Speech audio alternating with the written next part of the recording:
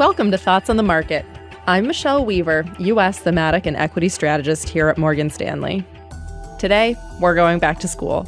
A look at the second biggest shopping season in the U.S. and what it can tell us about the broader market. It's Friday, August 8th at 10 a.m. in New York. It's that time of year again, with parents, caregivers, and students making shopping lists for back-to-school supplies. And it's not just limited to school supplies and backpacks. It probably also includes laptops or tablets, smartphones, and of course, the latest clothes. For investors, understanding how consumers are feeling and spending right now is critical. Why? Because back-to-school spending tells us a lot about consumer sentiment, and this month's data has been sending some mixed but meaningful signals. Let's start with the mood on Main Street. According to our latest proprietary consumer survey, confidence in the economy is sliding. Just under 1/3 of consumers think the economy will improve over the next 6 months, which is down from 37% last month and 44% in January. And that's a pretty big drop from the start of the year. Meanwhile, half of all consumers expect the economy to get worse. Household finances are also feeling the squeeze. While around 40% expect their financial situation to improve, closer to 30% expect it to worsen. The net score is still positive, but down from last month and even more so from January. The takeaway? Consumers are feeling the pinch, and inflation remains their number one concern.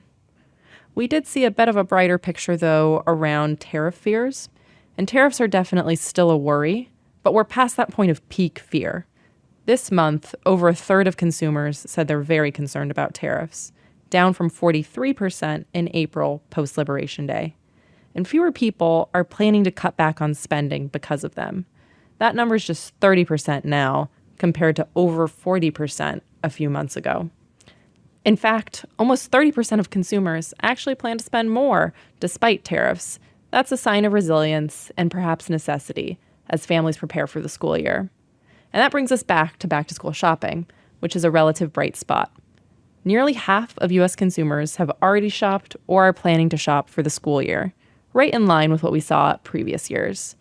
Among those shoppers, 47% are spending more than last year, while only 14% plan to spend less. That's a significant net positive at 34%. What's in the cart? More than 90% of shoppers are buying apparel, footwear, and school supplies. Apparel leads, followed by footwear, followed by supplies. If we look beyond the classroom at other things people are spending on, travel is still a priority. Around 60% of consumers plan to travel over the next 6 months, with visiting friends and family as the top reason. That's consistent with where we were a year ago and show that experiences still matter, even in uncertain times. The big takeaway from all this data: consumer sentiment is cooling, but spending, especially spending for seasonal needs, is holding up.